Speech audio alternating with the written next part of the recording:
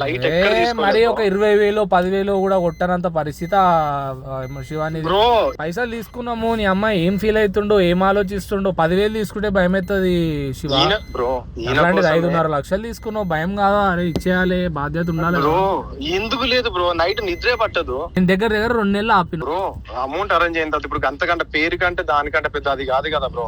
Exactly నేను కూడా నీకు అదే చెప్తున్నా. ఆయన ప్రాణం కన్నా ఆయన ప్రాణం కన్నా అయితే ఏం కాదు కదా. 5 లక్షలు తీసుకున్నప్పుడు ఏం చేసినావు అసలు ఈ అమౌంట్ తోటి? అంతకు ముందు ఉన్న వేరే పర్సనల్ అప్పులు ఉంటే ఆ అప్పులకు కట్టేసుకున్నా బ్రో. ₹1,00,000 అరేంజ్ చేసిన తర్వాత ఒక బాండ్ పేపరు, నీ చెక్కులు, ఆ ప్రాసెస్ ఏముంటుందో ప్రాసెస్ పెట్టి టైం తీసుకో అని చెప్తే బయట ఏం చెప్తాడు తెలుసా?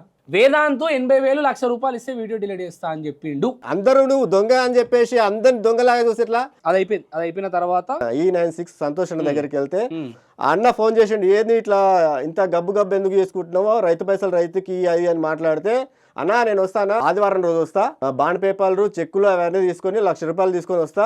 ఆ రోజు ఆదివారం వచ్చింది. మళ్ళా 15 రోజులైన అప్పటికి నీ సెకండ్ వీడియో కూడా నా దగ్గర ఉన్నది. అప్పటికి దాదాపు చాలా మంది బాధితులు వేదాంత్ మీడియాని అప్రోచ్ అయ్యారు. కాల్ రికార్డింగ్స్ ఉన్నాయి.